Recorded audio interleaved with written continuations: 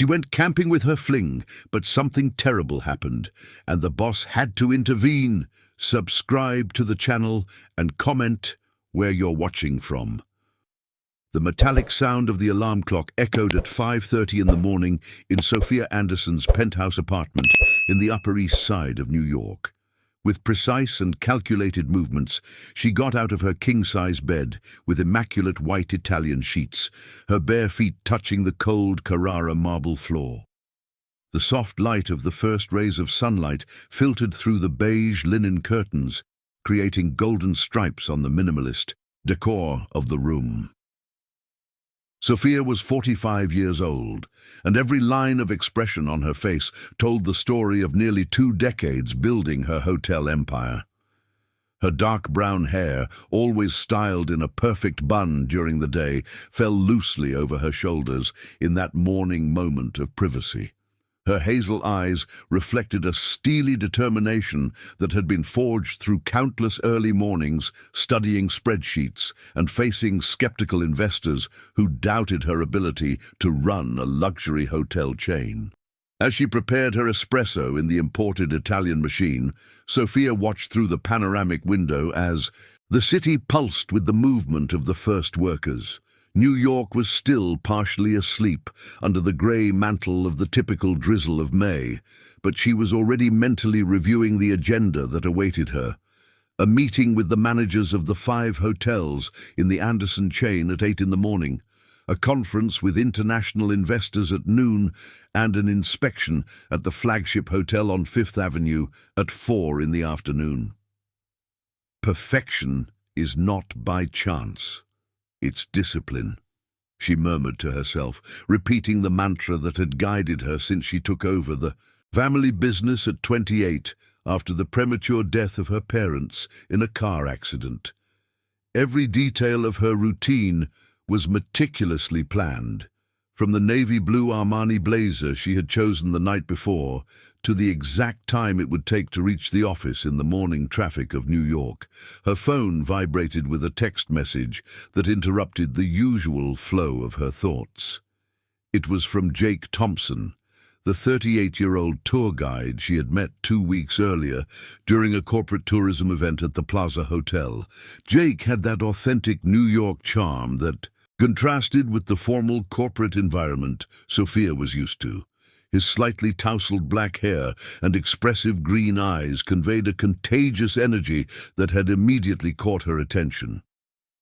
"Sophia, the camping trip in the Catskill Mountains I mentioned is confirmed for Memorial Day weekend. It's only 5 days, but they will be transformative. You said you needed to disconnect from the office. How about a real adventure?" Sophia frowned as she read the message. The idea of spending 5 whole days away from her hotels without constant access to emails and reports provoked a physical anxiety in her stomach. Her hands trembled slightly as she held the phone, a symptom she had learned to recognize as her visceral reaction to losing control. "This is absolutely reckless," she said aloud to the empty apartment, walking over to the bookshelf filled with business books that occupied an entire wall of her home office.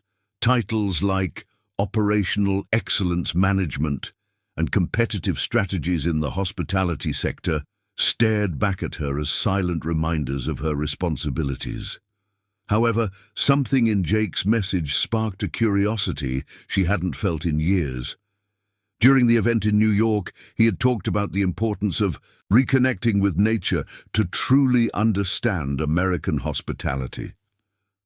"The best hotels in the world don't copy international models," he had said, his eyes shining with passion as he gestured expressively. "They are born from the soul of the place they are in." Sophia headed to her office, where 3 monitors displayed the real-time operations of her hotels. Occupancy graphs, guest satisfaction reports, and financial indices flashed in vibrant colors that she interpreted with the precision of a conductor reading a score. Each number represented hours of meticulous work.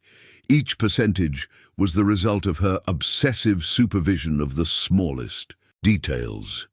5 days, she repeated to herself, mentally calculating how many important decisions could arise during that time. Her secretary, Lisa, could manage basic administrative issues, but what if a crisis arose? What if one of the hotels faced an operational problem that required her direct intervention? The landline rang, interrupting her thoughts. It was Mark Johnson, her majority partner, whose voice always carried a tone of calculated urgency that deeply irritated her.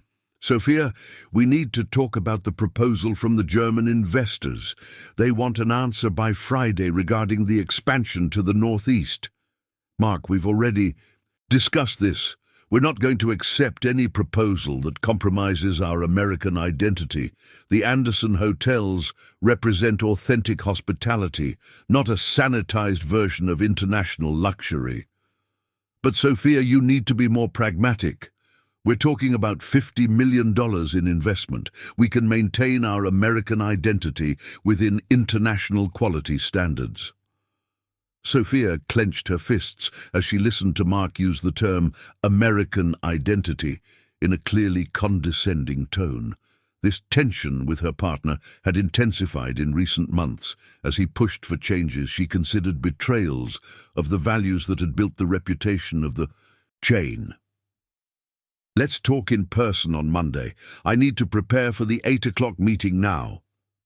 After hanging up, Sophia returned to her phone and reread Jake's message. Something in the simplicity of his words, "a real adventure," resonated with a part of herself that she had buried under years of business responsibilities. When was the last time she had done something genuinely spontaneous? When was the last time she had allowed herself to be vulnerable? With hesitant fingers, she typed a response. "Jake, I need more details about this camping trip. Who else will be there? What kind of accommodations? And what about communication with New York?" The response arrived almost immediately. "It will be a small group, a maximum of 8 people. 2 large tents, a communal campfire, and 0 cell signal. The idea is exactly that, to completely disconnect and reconnect with what truly matters." 0 cell signal. The word sounded like a foreign language to Sophia. How could she function for 5 days without keeping up with daily operations? How would her managers make important decisions without her direct guidance? But as she finished getting dressed, carefully choosing each piece of her daily professional armor, Sophia couldn't stop thinking about the feeling of freedom she had briefly experienced during her conversation with Jake in Lake Placid. For a few moments that night, as they walked along the waterfront in New York after the event, she had completely forgotten to check her emails. "A real adventure," she murmured again, observing her reflection in the entryway mirror. The woman staring back had built an empire, but when was the last time she had truly felt alive?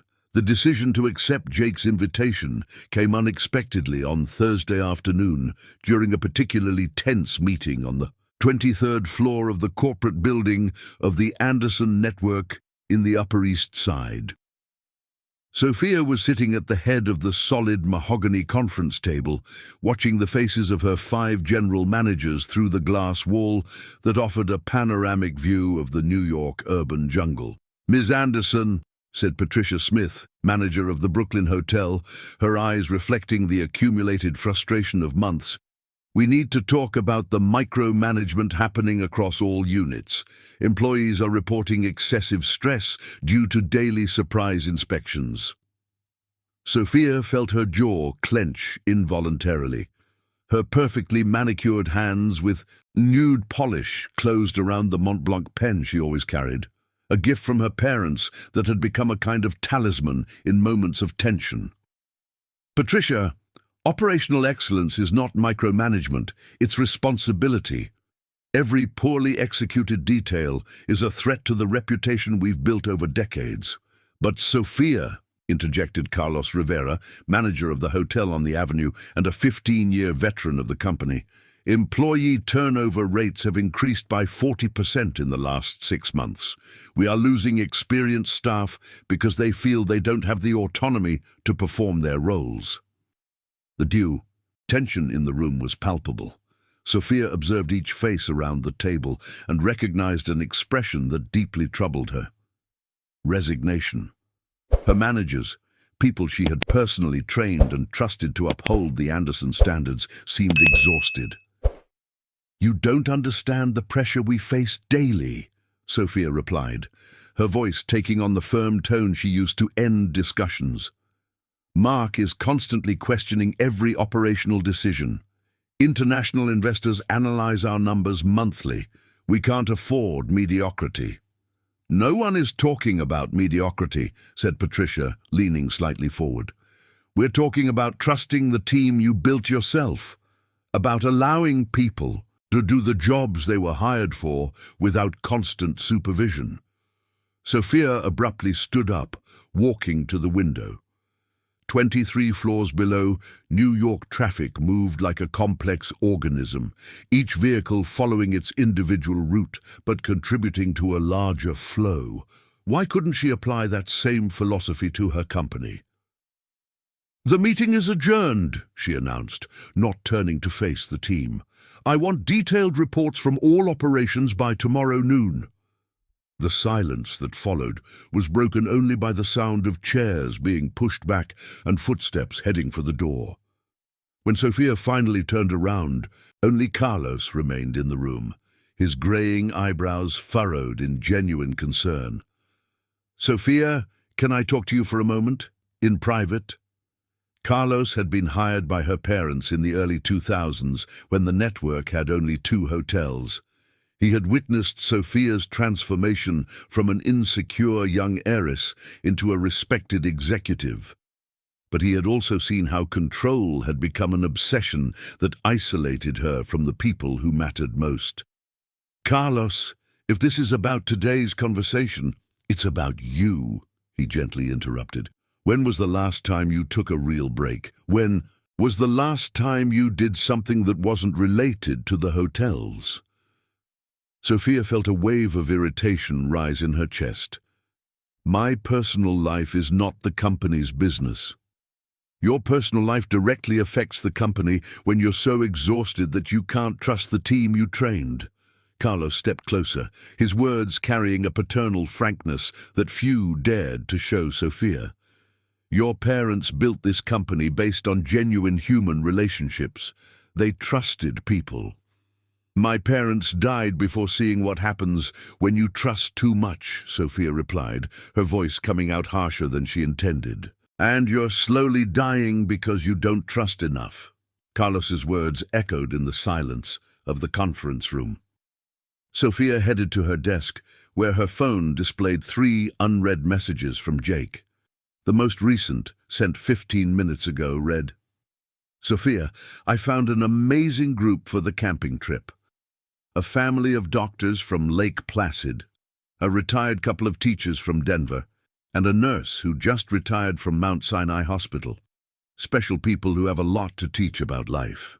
"Carlos," Sophia said without looking up from her phone, "if I left for 5 days, do you think the company would survive?" Carlos laughed, a genuinely warm sound that filled the tense atmosphere. "Sophia, this company functioned for 2 years when you had pneumonia in 2019 and were hospitalized. It operated during your 2-week vacation in Europe in 2020, and it would function for 5 days if you trusted us. But what if a crisis arises? Then we call you, and you come back. Simple as that." Sophia looked out the window at the lights of New York beginning to twinkle, as the sun began to set in the late afternoon, somewhere in this metropolis. Of 12 million people, there were individuals who managed to balance professional responsibilities with personal lives. How did they do it? "There's a camp in the Catskill Mountains," she said slowly. 5 days, no cell phone, no internet. A tour guide invited me. "A man?" Carlos asked with a mischievous smile. "Carlos?" "Sophia, you're 45 and I've never seen you in a serious relationship. When was the last time you let someone see you beyond the successful businesswoman? The question struck a raw nerve. Sophia sank heavily into her executive chair, the German leather emitting a soft sound. When was the last time someone had seen her without makeup? When was the last time she shared a meal without discussing business? When was the last time she genuinely laughed without calculating if it was appropriate for the situation? He seems different, she admitted, surprised by her own vulnerability. Jake, the tour guide, he talks about hospitality as if it were poetry, and when he's with me, I don't feel like I need to be perfect. Then go. But what if... Sophia, Carlos leaned closer to the table, your objections are fears, not reasons. And you didn't build an empire by being afraid. In that moment, Sophia made the decision that would change the course of the next 18 months of her life. With slightly trembling fingers, she typed a response to Jake. I accept. When and where do we meet? The reply came within seconds. Saturday morning, at the bus station in Lake Placid. Bring only the essentials and an open mind. It will be unforgettable. As she put her phone away, Sophia felt a mix of terror and excitement that she hadn't experienced since the early years of managing hotels. Carlos watched with an approving smile. One last thing. Sophia, have you considered that maybe your employees need to see that you're human too? That you make mistakes and learn from them? No, she replied honestly. I've always believed that leadership meant being infallible. Then this camp might be more transformative than you imagine. The bus from Catskill Express swayed gently around the curves of the Floriano Rodriguez Pinheiro Highway as Sophia gazed out the window at the mountains covered in lush greenery that gradually revealed themselves through the morning mist. It was Saturday, 6 in the morning, and she carried only a black Samsonite backpack, a reluctant concession to Jake's instructions to bring only the essentials. Sitting on the worn blue fabric seat, Sophia felt completely out of place. Her last bus trip had been in college, over 20 years ago. Normally, she traveled only in executive flights or in her BMW X5 with a private driver. The smell of reheated coffee and sweet bread wafting from the passengers, making the regular route between New York and Lake Placid, created an atmosphere of familiarity that left her simultaneously nostalgic and anxious. First time in the Catskills? Asked the woman sitting next to her, a woman of about 60 with grey hair, tied back in a practical ponytail, and kind blue eyes that sparkled with genuine curiosity. Not exactly my first time, Sophia replied, adjusting her posture in the seat. But my first time for camping. The woman laughed, a warm sound that made other passengers look their way. Oh, then you're in for a surprise. The Catskills at night are a spectacle in themselves. I'm Helena, by the way. Helena Anderson. Sophia Anderson. As she pronounced her last name, Sophia realized she hadn't introduced herself simply as Sophia in years. It was always Sophia Anderson from the Anderson Hotel. Chain or Executive Director Sophia Anderson. The simplicity of the introduction surprised her. And what brings you to the adventure of camping, Sophia? You don't seem like the type to sleep in a tent, Helena remarked with a perceptive smile, discreetly observing the cashmere blazer and Italian leather boots that Sophia had chosen as her version of casual wear. A friend convinced me, said it would be transformative. Sophia hesitated on how to explain Jake. He wasn't exactly a boyfriend, but he wasn't just an acquaintance either. In 2 weeks of phone conversations and messages, he had shown an unusual ability to make her question certainties she considered unshakable. Ah, so there's a man involved in this story, Helena exclaimed joyfully. My daughter always says that the best adventures begin when an interesting man pulls us out of our comfort zone. Sophia felt her face heat up. It's not quite like that. I mean, maybe it is. Honestly, I'm not quite sure what I'm doing here. Dear, the best moments in life happen precisely when we don't know what we're doing. I married my Antonio after knowing him for 3 weeks during a carnival in Ouro Preto. I thought I was completely crazy, but it's been 42 years of happiness. The bus made a stop in Pindamonhangaba, and Sophia watched the passengers who boarded. Families with children carrying colorful backpacks, young couples with hiking gear, retirees with serene expressions of those who had time to appreciate the scenery. Each person seemed comfortable with the idea of adventure, while she felt butterflies in her stomach with every mile that took them away from New York. Her phone vibrated with a message from Lisa, her secretary. "Sophia, Mark called 3 times asking where you are. He said it's urgent about the meeting. With the Germans." Sophia quickly typed back, "Tell him I'll be unavailable until Thursday. For any real emergencies, you can reach me." As she put her phone away, Helena observed her intently. "Important work?" "I have a hotel chain, 5 locations in New York. I usually can't disconnect even for a few hours." "And today, did you?" Helena's simple question made Sophia reflect. Did she? Or was she just postponing an explosion of anxiety that would come when she fully realized the magnitude of her decision? "I don't know yet," she replied honestly. "My employees think I'm too controlling. My partner thinks I'm too rigid. And this man, Jake, thinks I need to reconnect with, I'm not quite sure what." "With yourself, probably," Lisa said gently. "Sometimes we build identities so solid around our work that we forget who we are beneath it all." When the bus arrived at the Lake Placid bus station, Sophia felt her heart race. Jake was leaning against a yellow and white 1978 Volkswagen van, his dark hair swaying in the cool June morning breeze. He wore a military green wool jacket and worn jeans, a combination that made him look completely at home in the mountainous surroundings.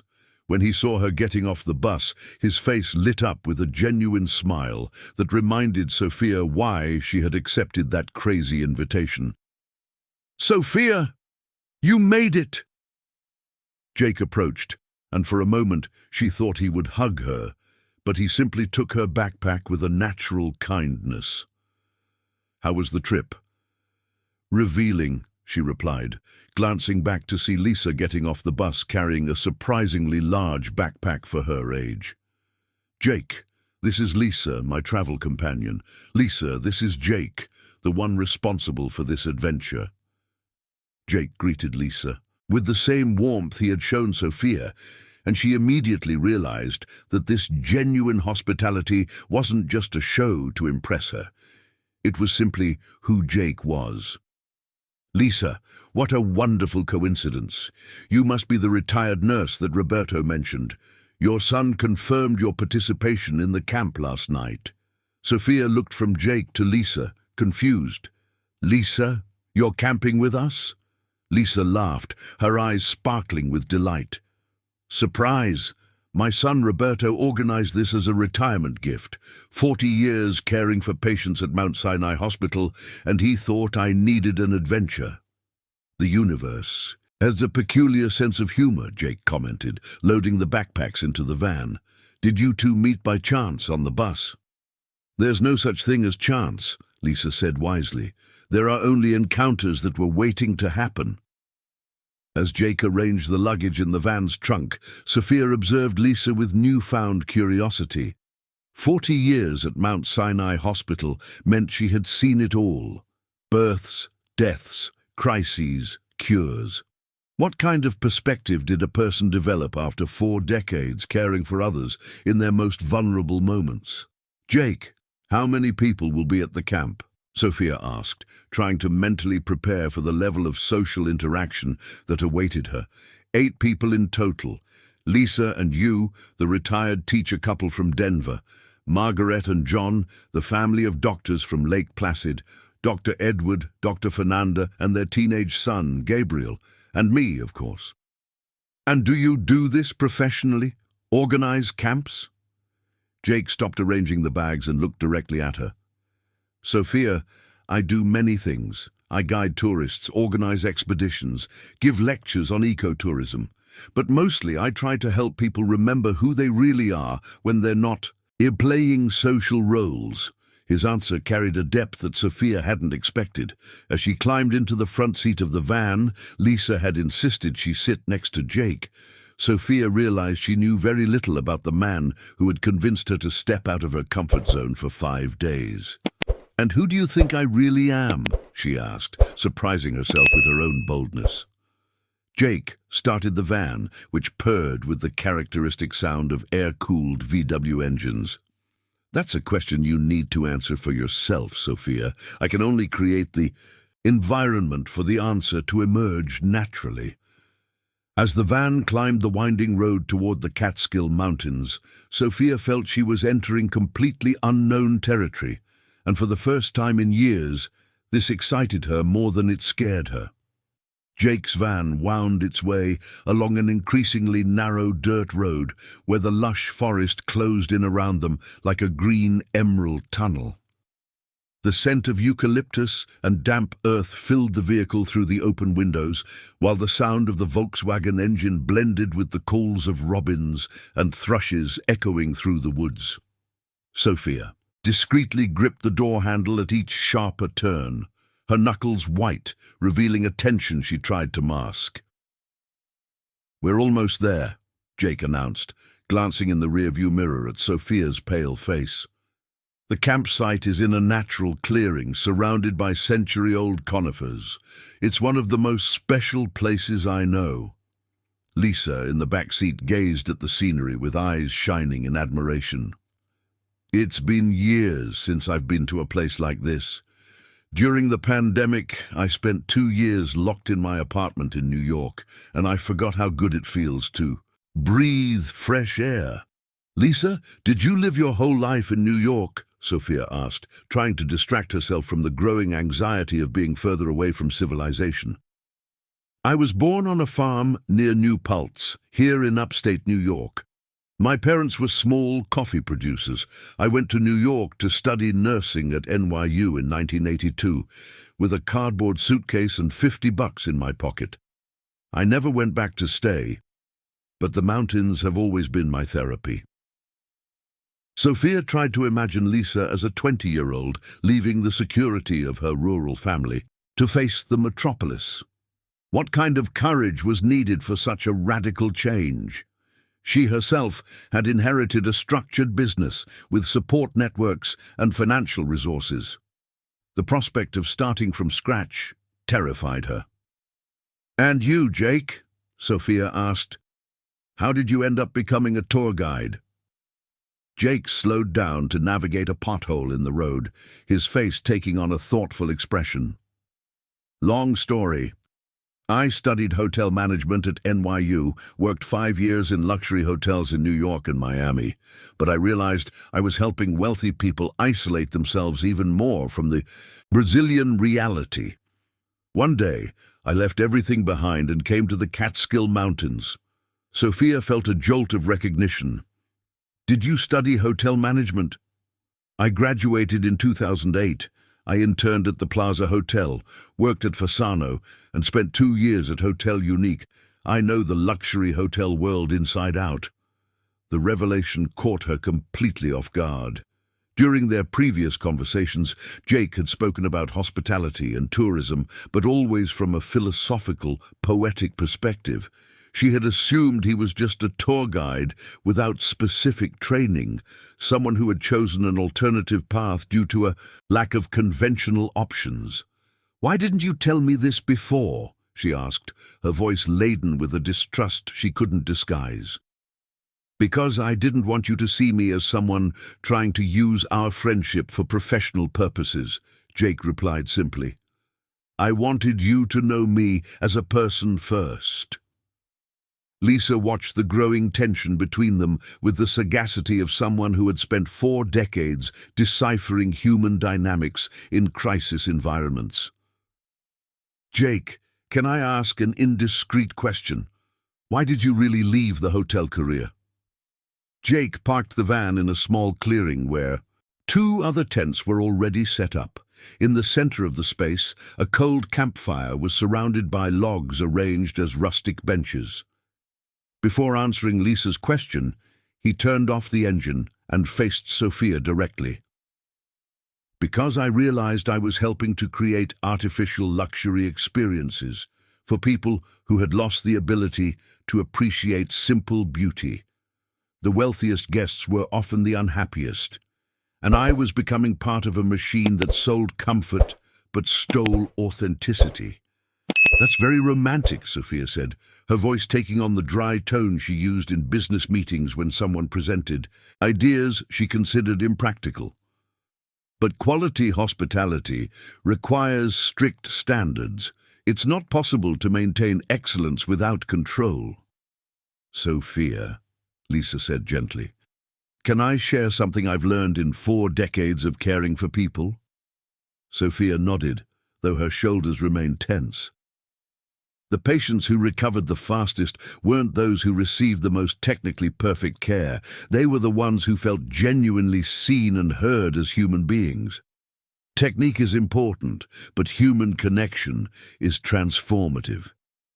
Jake got out of the van and began unloading the backpacks, but Sophia remained seated, processing Lisa's words.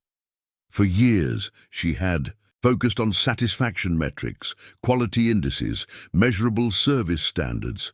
When was the last time she had asked a guest how they really felt? "Sophia," called a young, cheerful voice, "you must be the hotel entrepreneur Jake talked about." A boy of about 16 approached the van, his curly hair tousled by the wind, and a contagious smile revealing braces. Behind him came a middle-aged man and woman, both with the confident posture of healthcare professionals.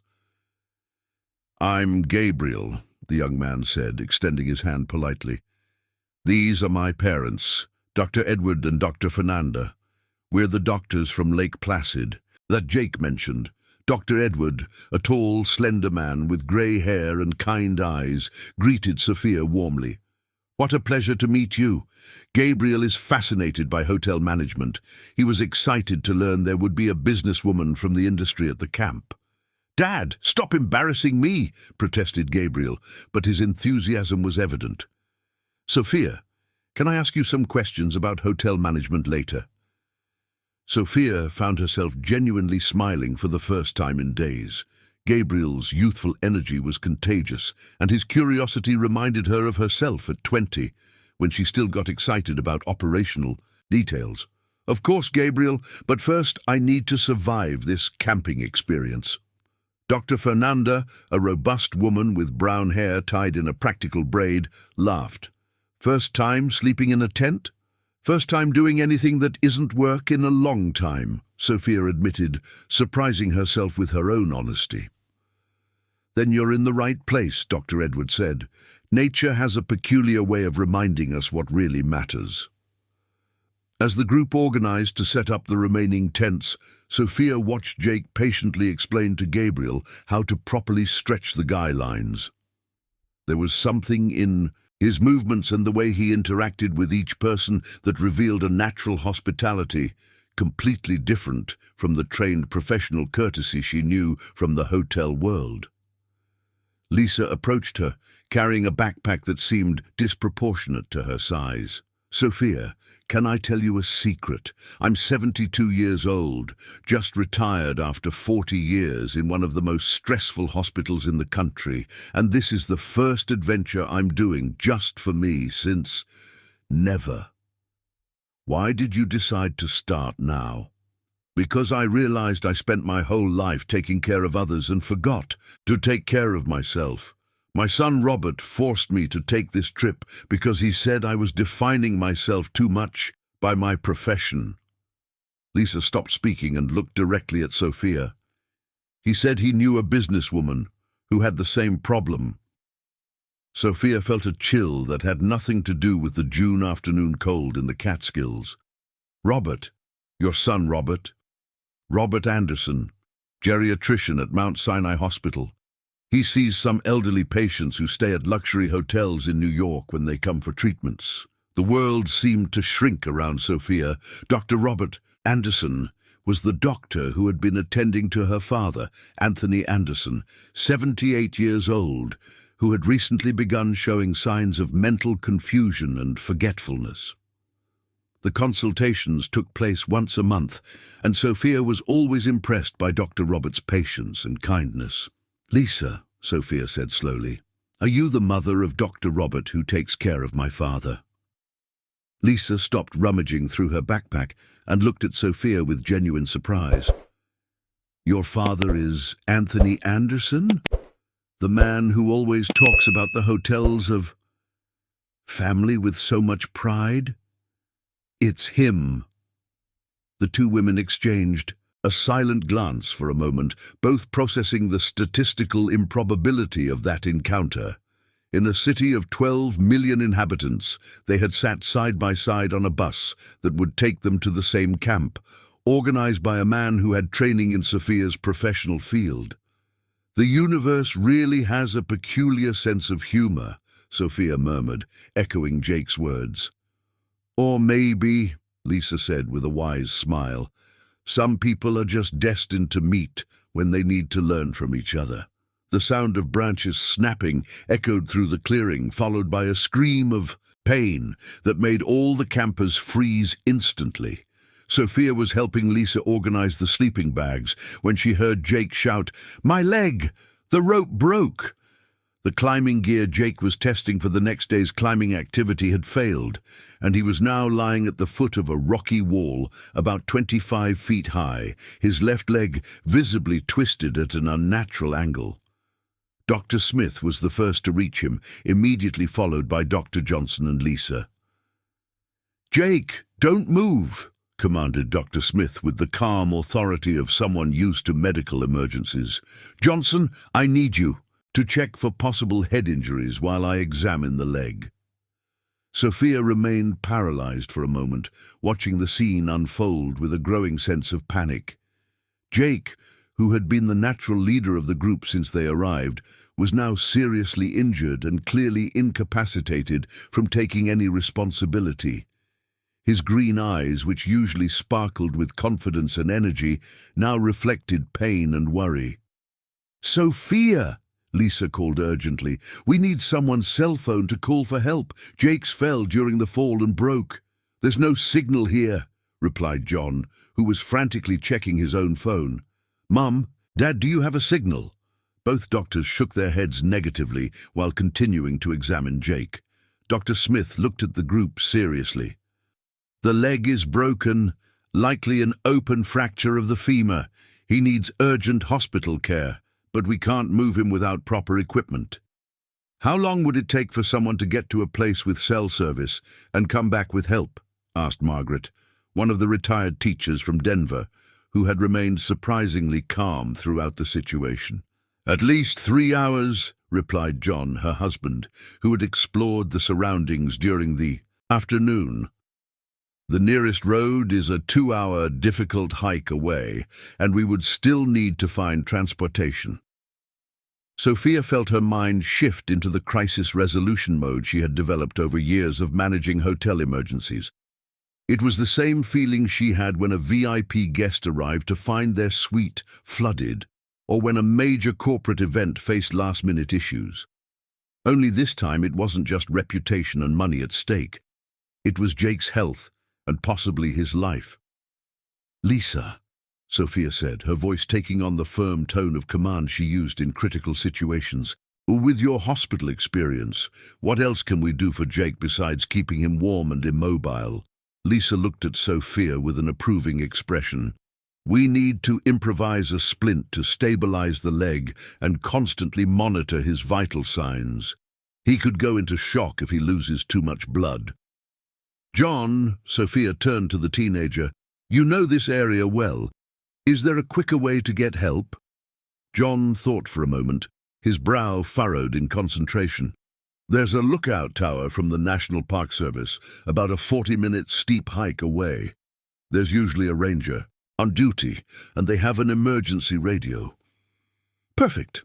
Dr. Smith, how long can Jake go without specialized medical care?" Dr. Smith checked Jake's pulse and examined the fracture more closely. If we can stabilize the bleeding and keep his blood pressure stable, a few hours, but the sooner we get professional help, the better. Sophia looked around the group and made a decision that surprised herself. All right. John and Margaret, you stay here helping the doctors take care of Jake. Lisa, I need you to constantly monitor his vital signs. John, you will guide me to the national park. Service tower. Sophia, are you sure? Dr. Johnson asked. It's a tough hike, especially in the late afternoon. It will get dark in a few hours. I'll go with you, announced Dr. Smith. No, Sophia said firmly. Jake needs you here. If any complications arise, Lisa can't handle it alone. John knows the way, and She hesitated for a moment. I know how to handle crisis situations. Jake, who had remained conscious but quiet throughout the discussion, squeezed Sophia's hand with surprising strength. Sophia, thank you for taking charge. You're stronger than you think. His words hit her with an unexpected intensity. In all her years managing business crises, no one had ever recognized her leadership as personal strength. It had always been about professional competence, operational efficiency, measurable results. But Jake was seeing something different in her. John, do you have a backpack with basic supplies? Sophia asked, already mentally organizing for the hike. I do. Water, granola bars, flashlights, and a basic first aid kit. And you, Sophia? Lisa asked. Are you prepared for a steep hike on uneven terrain? Sophia looked at her Italian leather boots, her cashmere blazer, and her complete lack of experience in outdoor activities. Objectively, she was the least qualified person in the group for a rescue mission, but subjectively, she was the only person present with experience in coordinating teams under pressure and making quick decisions in critical situations.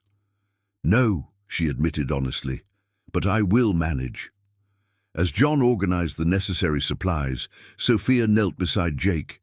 His face was pale, and beads of sweat were forming on his...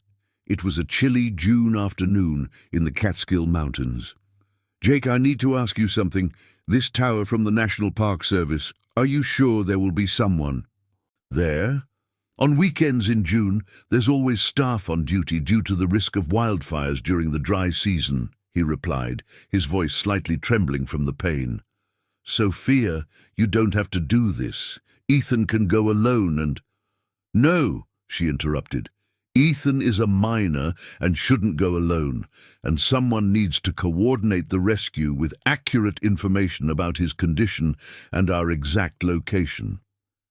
Lisa approached Sophia and whispered, Are you sure about this? Is it just an attempt to control the situation because you feel responsible? Lisa's question hit Sophia like a punch to the stomach. Sophia paused to reflect for a moment. Was that it? Was she trying to take control of the situation just because she couldn't handle the feeling of helplessness? Or was she genuinely offering the best available solution? Lisa, Sophia said slowly, you spent 40 years in emergency medicine. If you were in my place, what would you do? Lisa smiled approvingly. Exactly what you're doing.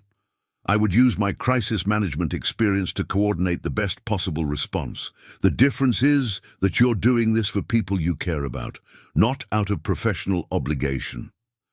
As Sophia adjusted the emergency backpack that Ethan had prepared, she realized this would be the first time in her adult life that she would be genuinely responsible for the safety of others without any institutional support or financial resources to solve the problems. It was terrifying and strangely liberating. Come on, Ethan, she said, checking if the flashlight was working properly. We have a rescue to organize. The hike to the National Park Service Tower was one of the most challenging experiences Sophia had ever faced. The steep and uneven terrain of the Catskill Mountains tested the physical endurance she had never developed during her hours at the gym in New York. Her Italian leather boots slipped on the wet, moss-covered rocks, and the cashmere blazer that had seemed appropriate for a weekend in the countryside was now soaked with sweat and torn by low branches.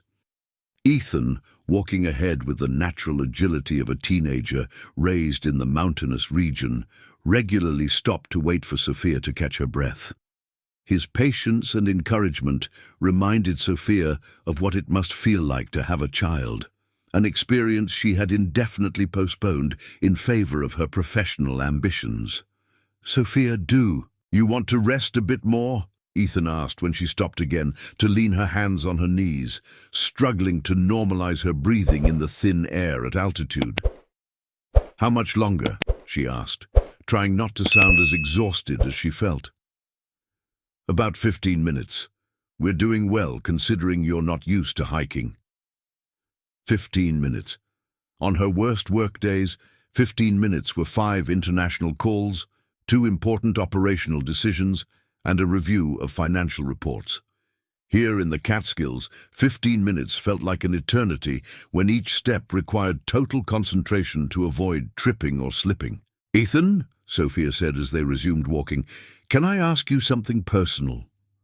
"Sure." "Why are you interested in hotel management? With parents in medicine, I imagine the pressure is to follow in their footsteps." Ethan laughed, a youthful sound that echoed among the trees. "My parents are amazing, but I spent my whole childhood seeing how hard their work is. 36-hour shifts, life or death decisions, desperate families. I greatly admire what they do, but I want to work in hospitality because I like the idea of creating experiences that make people happy." His answer touched something deep in Sophia. When was the last time she had thought of the hotel industry in terms of making people happy? Her hotels had become machines of efficiency and profit, but she had lost sight of the fundamental purpose of hospitality. "And what do you think is the most important thing in hospitality?" she asked, genuinely curious about the perspective of someone who had not yet been corrupted by the commercial pressures of the industry. "Making people feel at home, even when they're away from home," Ethan replied immediately. "My grandmother always said that hospitality isn't about having the prettiest house or the most expensive food. It's about making the guest feel that they matter." Sophia almost tripped over an exposed root, not from physical inattention, but from the emotional impact of Ethan's words. His grandmother had summed up in a simple phrase what Sophia had complicated over decades of operational manuals and corporate training. The National Park Service Tower finally appeared among the trees, a metal structure about 20 meters tall with a cabin at the top and a radio antenna extending even higher. At the base of the tower, a small masonry building housed an office and accommodations for the park. "Rangers, there's someone!" Ethan exclaimed, pointing to the light on in the window of the building. Sophia felt a wave of relief so intense that her legs almost gave out. They had made it. Now it was a matter of explaining the situation and coordinating Jake's rescue. A man in his 50s, wearing a National Park Service uniform and carrying an enamel coffee mug, emerged from the building when he heard voices approaching. His sun-tanned face and the wrinkles around his eyes indicated decades of outdoor work. "Good afternoon. Are you lost?" he asked with the typical friendliness of a small-town resident. "Sir, we have a medical emergency," Sophia said, her professional communication experience taking control of the situation. "A 38-year-old man fell while rappelling in our camping area. He has an open fracture in his femur and needs urgent medical rescue." The park ranger, who introduced himself as Sergeant Johnson, immediately switched to emergency mode. "Where exactly are you camping? How many people? Is anyone else injured?" Sophia provided all the information with precision. After years of reporting crises to the relevant authorities, he had developed a system. Approximate GPS location, number of people in the group, medical condition, of the injured, available resources on site. "We have 2 doctors in the group providing first aid. Ethan added, and a retired nurse with 40 years of hospital experience. Excellent, said Sergeant Johnson, already walking toward the radio in the cabin. I will contact the rescue helicopter from the fire department in Lake Placid. With this medical team, the injured person is in good hands until professional help arrives. As Sergeant Johnson coordinated the rescue over the radio, Sophia sat on a nearby log and finally allowed the adrenaline of the situation to subside. Her hands trembled slightly, a physical reaction. She recognized from other serious business crises, but this time it had a completely different emotional dimension. Sophia, you were amazing, said Ethan, sitting next to her. The way you organized everything, how you kept calm. It's exactly the kind of leadership I want to learn. Thank you, Ethan, but I didn't feel calm for a second. That's what makes your leadership even more impressive. My dad always says that courage isn't the absence of fear. It's doing what needs to be done despite the fear. Sergeant Johnson returned with good news. The helicopter is on its way. It will arrive at the campsite in about 40 minutes. They have the coordinates and will use the clearing where you are as a landing point. Mr. Johnson, Sophia said, could you give us a ride back to the campsite?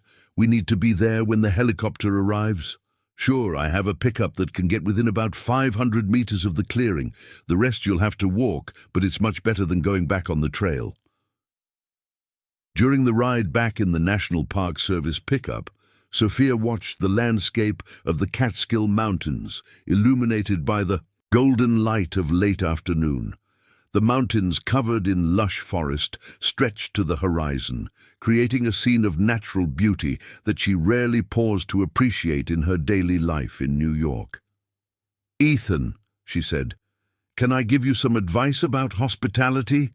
Please, never lose sight of what you said about making people feel important.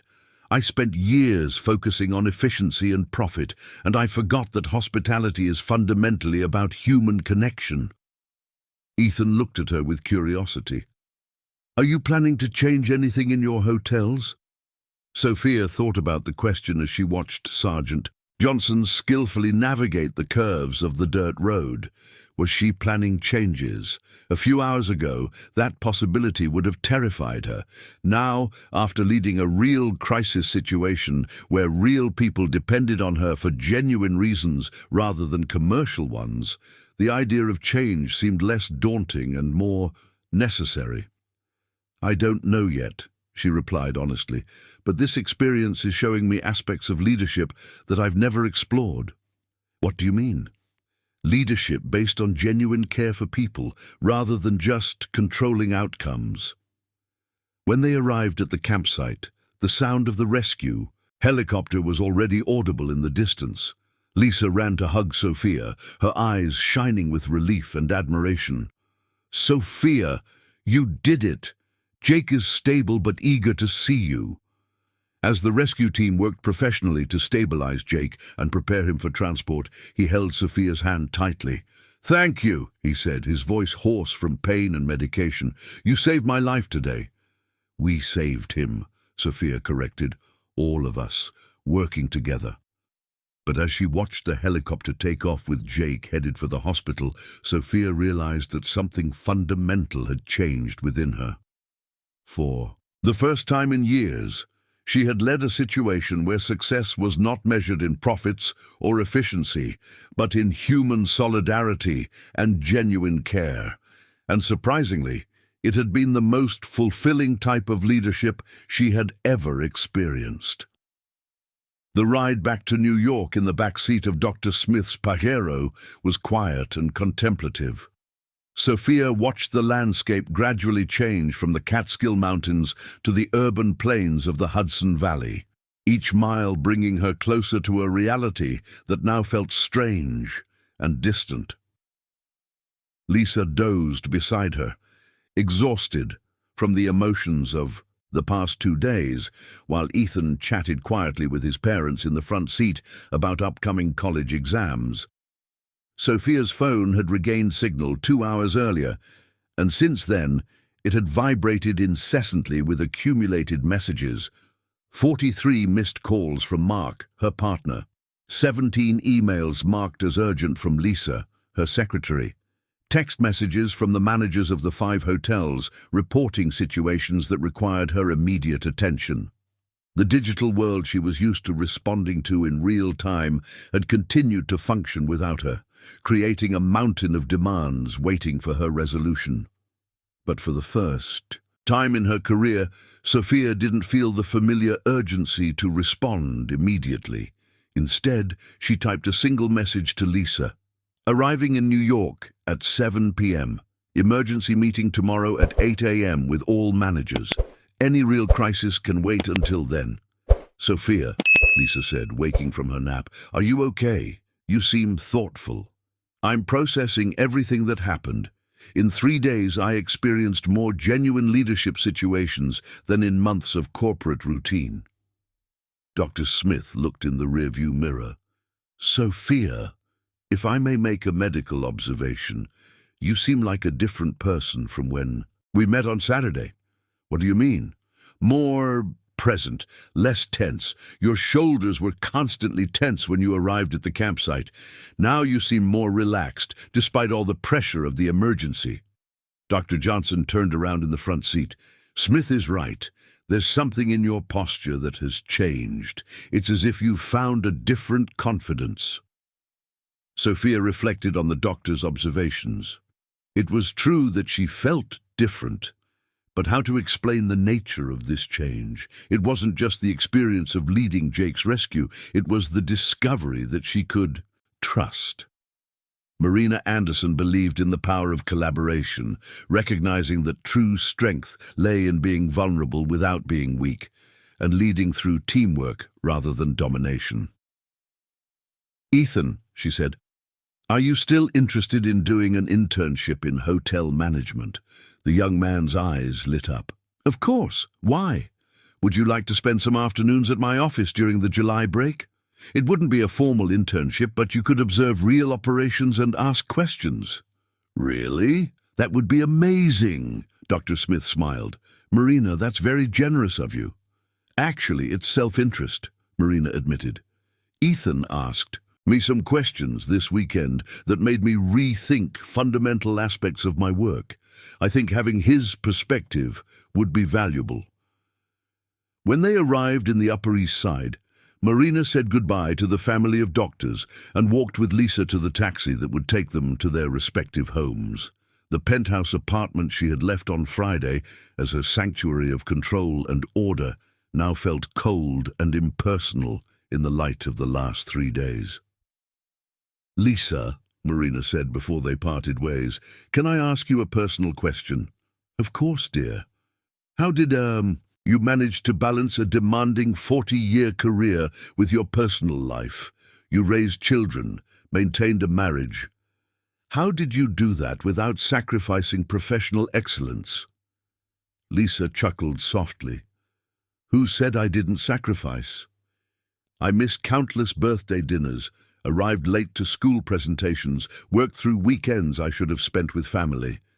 The difference is that I learned to value quality over quantity in relationships. What do you mean? When I was present for my family, I was truly present. No phones at the dinner table, no thinking about work during important conversations. And I learned to delegate. At the hospital, I trusted my team to care for patients when I couldn't be there. And what if something went wrong when you weren't supervising? Marina, Lisa placed her hand on Marina's arm. Over 40 years, sometimes things went wrong. Patients who might have been saved if I had been there, decisions that could have been better with my direct oversight. But do you know what I discovered? What? The things that went right because I trusted my team far outweighed the mistakes. And my family grew up knowing they had a mother who, even while working hard, valued them enough to be present when it mattered.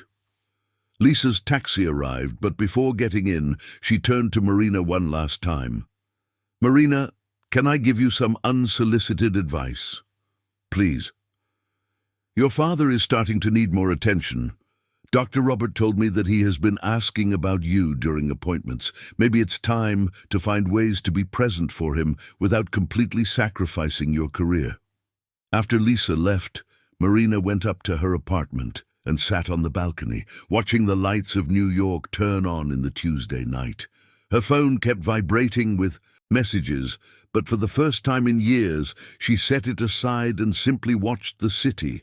She thought of Jake, probably spending the night at the hospital waiting for surgery to repair his fractured femur. She thought of Ethan, excited about the prospect of learning about hotel management. She thought of Lisa, who had managed to maintain genuine relationships during 4 decades of a demanding career. And she thought of her father, alone in an apartment a few miles away, possibly wondering when his daughter would find time to visit him. At 8 o'clock in the evening, Marina finally picked up the phone and dialed a number she hadn't called in weeks. "Dad, it's Marina. Can I come visit you tomorrow night? I have some things to discuss. About family, about hotels, about us." The joy in Anthony Anderson's voice was evident even through the phone. "Of course, daughter. What a nice surprise. It's been a while since we talked about something other than medical reports." After hanging up, Marina prepared to review the accumulated messages and plan for the next day's meeting. But this time, instead of feeling overwhelmed by the number of demands, she felt energized by the prospect of approaching challenges with a completely new perspective. The experience in the Catskill Mountains had planted a seed of change that she didn't fully understand yet, but it was already beginning to transform her fundamental approach to work and relationships. And for the first time in years, Marina was eager to see how this transformation would unfold. The Wednesday meeting at 8 in the morning at the Vasconcelos Network office had a completely different dynamic from the usual meetings. Marina arrived 15 minutes early, but instead of using the time to review reports or prepare a detailed agenda, she simply sat in the conference room with a cup of coffee and watched the city wake up through the glass wall. When Patricia Adams, Charles Roberts, and the other 3 managers entered the room, they found Marina in a relaxed posture that contrasted sharply with her usual tension during morning meetings. "Good morning, everyone," Marina said, gesturing to the chairs around the table. "Before we start, I want to apologize for last Thursday's abrupt meeting. You were trying to communicate legitimate concerns, and I responded defensively." The 5 managers exchanged surprised glances. In 15 years of weekly meetings, none of them had heard Marina apologize for a managerial decision. "Marina," Charles said cautiously, "did something happen during your trip?" "Several things happened, but mainly I had the opportunity to lead a crisis situation where trusting the team was not an option. It was a necessity, and it worked." Marina briefly recounted Jake's accident and how she had coordinated the rescue working alongside Lisa, Dr. Smith, Dr. Johnson, and Ethan. As she described the experience, she realized she was instinctively recounting the points where she had relied on the expertise of others, rather than trying to control every aspect of the situation. "What I'm trying to say," Sophia concluded, "is that I want to experiment with a different management approach. I want to implement a 3-month trial period where you will have significantly greater autonomy to make operational decisions." Patricia leaned forward, clearly interested but cautious. "What kind of autonomy?" "Decisions about staffing, customer service protocols, small investments in operational improvements, up to a limit of $5,000 per month per hotel. You would report the decisions to me weekly, but you wouldn't need prior approval." "And surprise inspections?"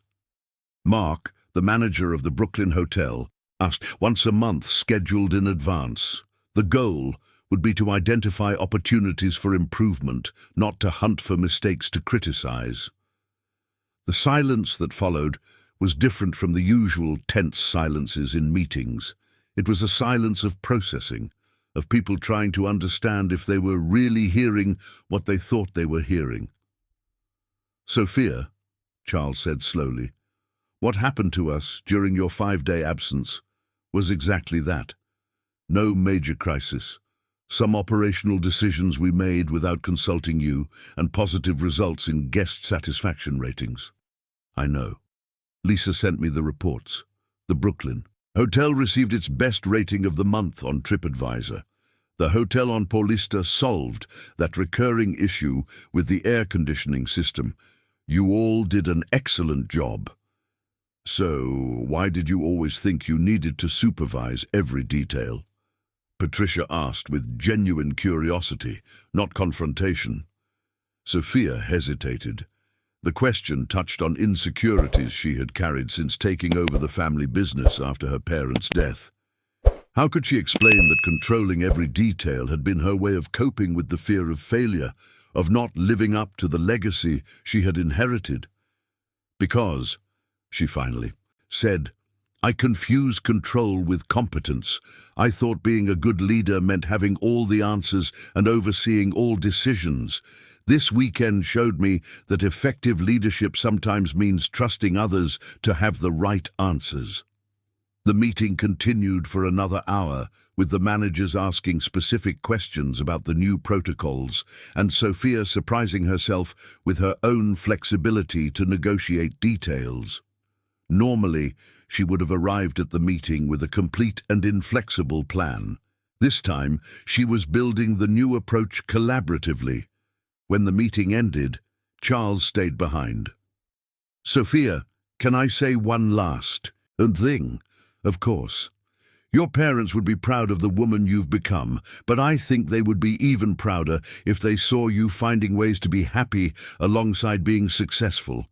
Charles's words accompanied her throughout the day as she worked in her office with renewed energy. Around 5 in the afternoon, when she would normally be preparing for another 2 hours of report reviews, Sophia packed her things and headed to the parking lot. She had an important visit to make. Anthony Anderson's apartment in Brooklyn was a 20-minute drive from Sophia's office, but she had gotten used to visiting him only on Sundays, turning the weekly meeting into a family obligation rather than a moment of genuine connection. When her father opened the door, his face lit up with a joy that made Sophia feel guilty for spacing out her visits so much. Sophia, what a nice surprise to see you on a Wednesday. Anthony Anderson, at 78 years old, still maintained the upright posture and sharp gaze that had made him a respected businessman in the hotel industry. However, Sophia noticed small signs of confusion that Dr. Smith had mentioned, a moment of hesitation before, fully recognizing her, a slight disorientation about what day of the week it was. Dad, I want to talk about some changes I'm thinking of making in the hotels and about hiring someone to help you at home during the week. They sat in the living room, decorated with photos of the Anderson family through the decades. Sophia noticed a photo of her parents on the day of the opening of their first hotel in 1985. They looked so young, so hopeful, so passionate about the project they were building together.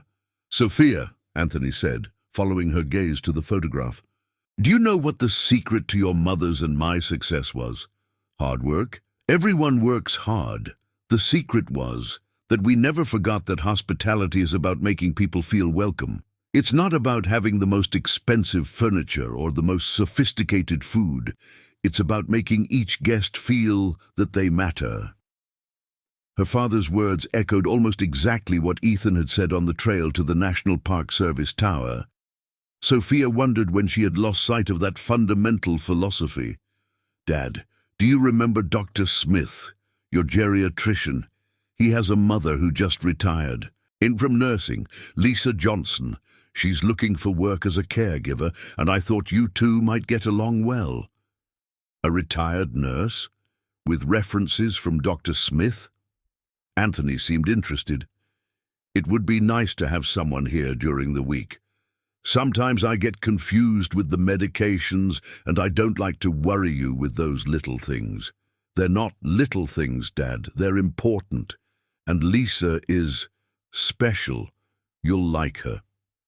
They talked for 2 hours about the hotels, about family, about plans for the future. For the first time in months, Sophia allowed herself to really listen to the stories her father told about the early years of the company, instead of just waiting for her turn to talk about numbers and reports.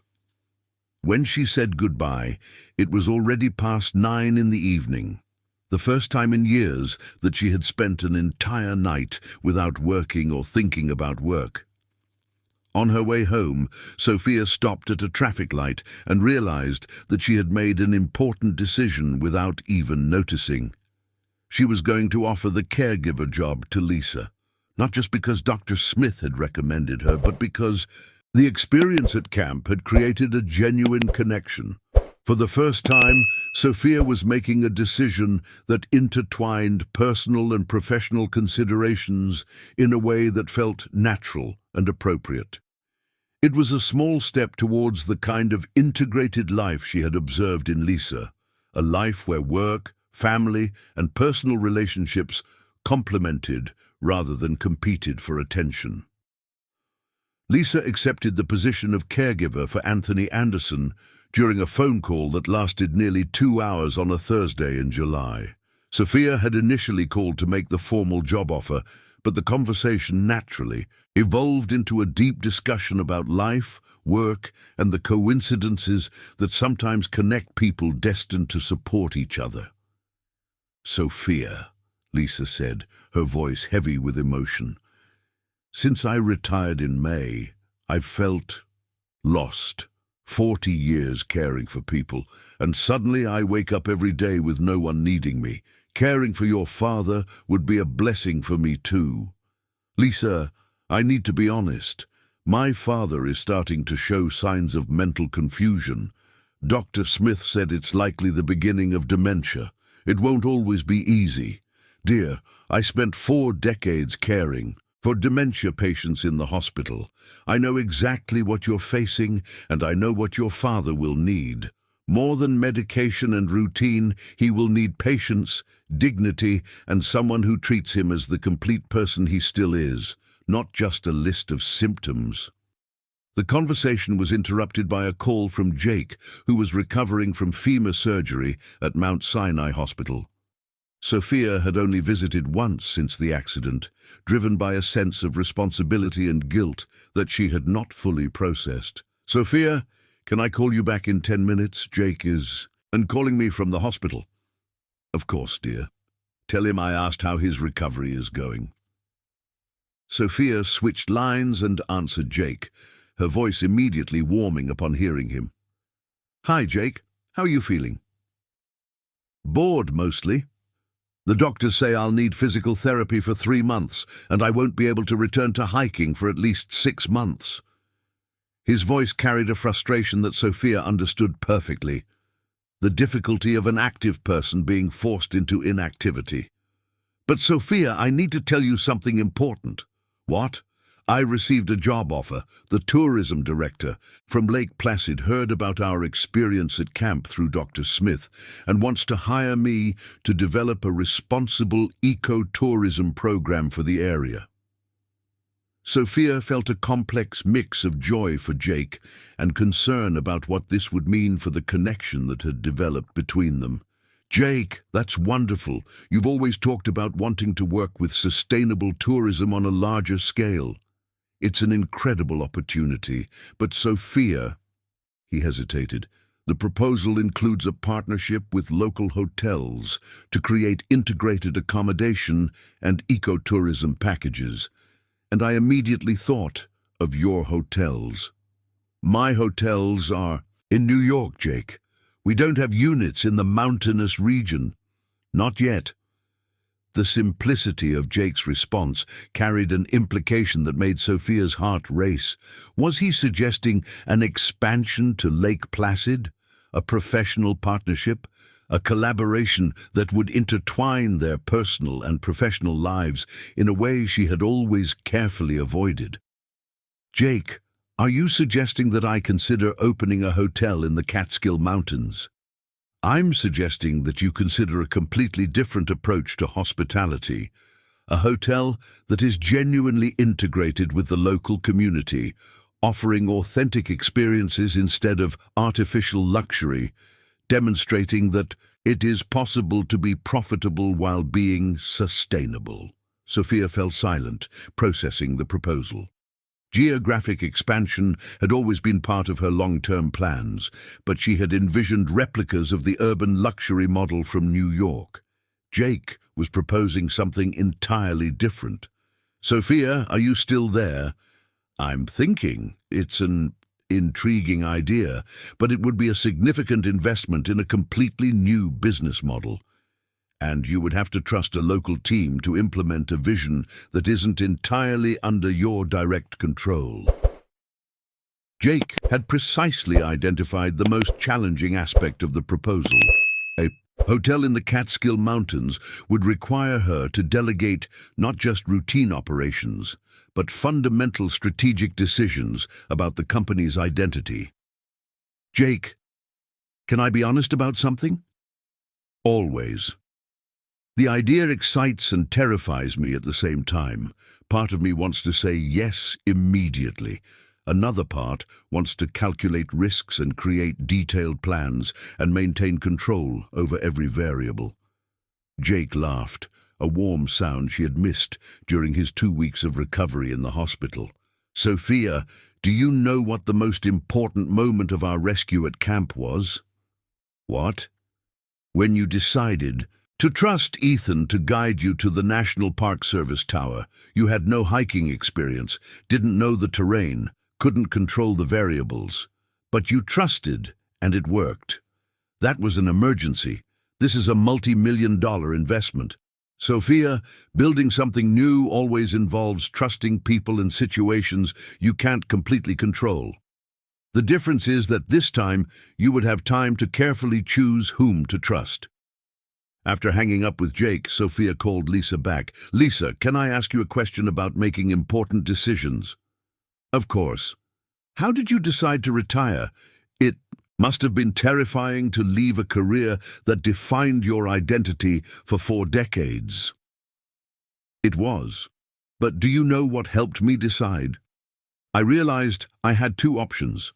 Retire while I still had the energy and health to explore new possibilities, or keep working for security until I had no choice left.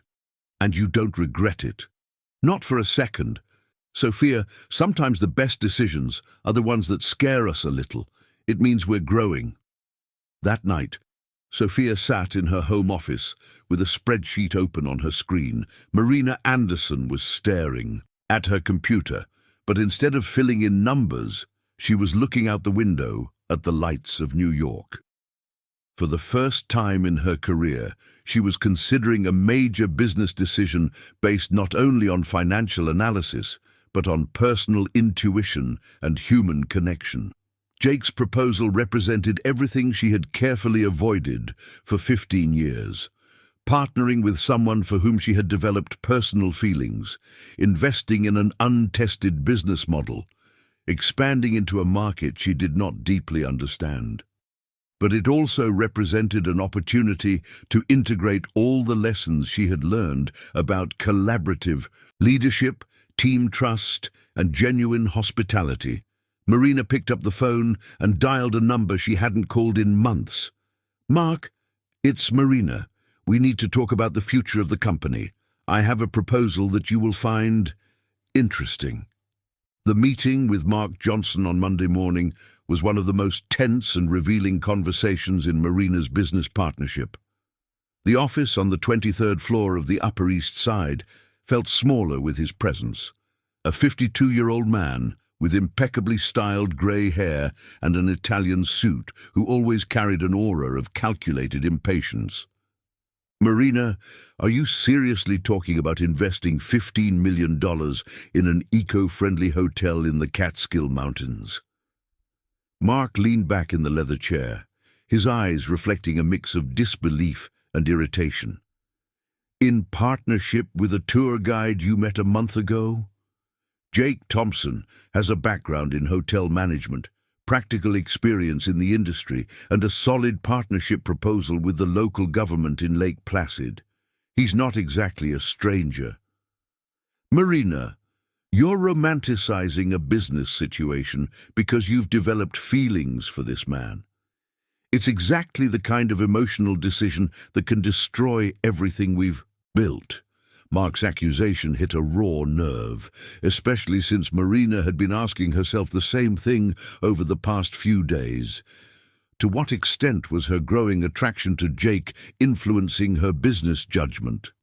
Mark, over the past 3 months, we've implemented significant changes in the management of our existing hotels. We've delegated more autonomy to the managers, reduced micromanagement, and focused on customer satisfaction instead of just operational efficiency. The results have been positive across all key metrics. Those are operational adjustments, Marina, not a fundamental restructuring of the company's identity. Maybe that's exactly what we need.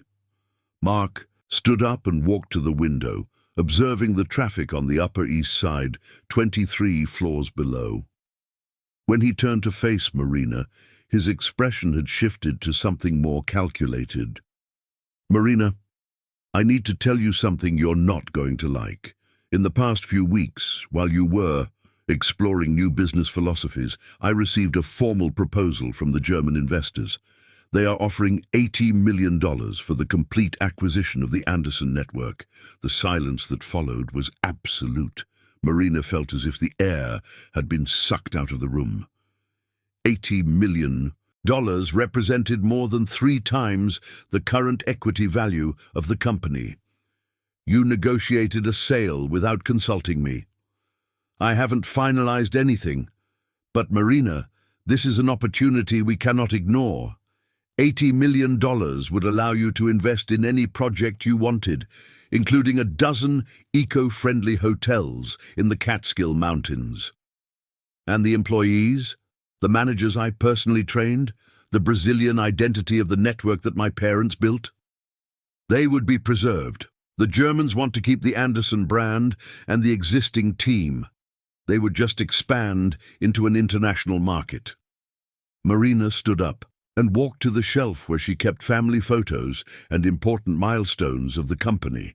A photo from 1998 showed her and her parents on the day of the inauguration of the second hotel, all smiling with the genuine pride of those building something significant.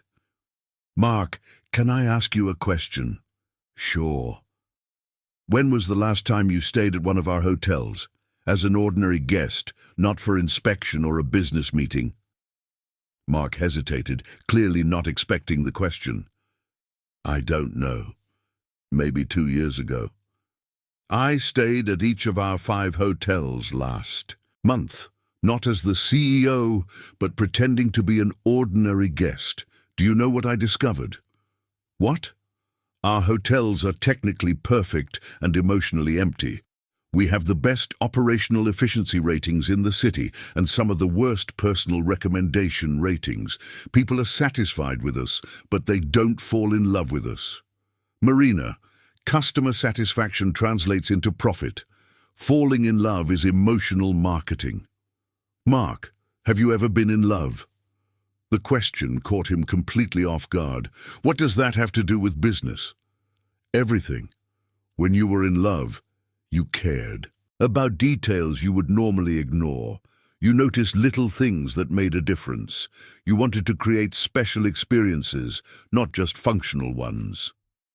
Marina returned to her chair, but this time she sat on the edge, leaning slightly toward Mark. Jake's proposal isn't just about an eco-friendly hotel. It's about rediscovering what made our company special before we became obsessed with efficiency. It's about creating experiences that people want to share with friends instead of just rating positively online. And if it fails, what if your feelings for Jake are compromising your business judgment? Then we lose $15 million and learn a valuable lesson. Mark, we have enough reserves to absorb this investment without compromising existing operations. Or, Mark said, we accept $80 million guaranteed and avoid the risk completely. Marina realized she was facing the most important decision of her business career. Not just about the financial future of the company, but about what kind of businesswoman she wanted to be for the next 20 years. "Mark, I need 48 hours to make this decision. Can you wait until Wednesday?" "Marina, the Germans want an answer by Friday. Then we have enough time." After Mark left, Marina remained alone in the conference room, looking at the photos of the 5 units of the Anderson network covering one wall. Each hotel years of meticulous work, careful decisions, and gradual, sustainable growth were represented in the photos. But as Sophia looked at them, she realized something disturbing. She could remember the technical challenges of each opening, the financial figures of every launch, and the operational issues she had resolved. However, she couldn't recall a single moment of pure joy or emotional satisfaction throughout the entire process. When had she become a businesswoman focused on building wealth instead of creating experiences? Sophia picked up the phone and made 3 calls that would change the course of her life. The first was to Lisa. "Lisa, can you have dinner with me tonight? I need advice on an important decision." The second was to Jake. "Jake, can you come to New York tomorrow? I want to see the complete project proposal for Lake Placid." The third was to Ethan. "Ethan, would you like to spend Wednesday afternoon with me visiting our 5 hotels? I want your honest opinion about them." For the first time in her career, Sophia was making a major business decision by consulting people who cared about her as a person, not just as a professional. It was terrifying and liberating at the same time.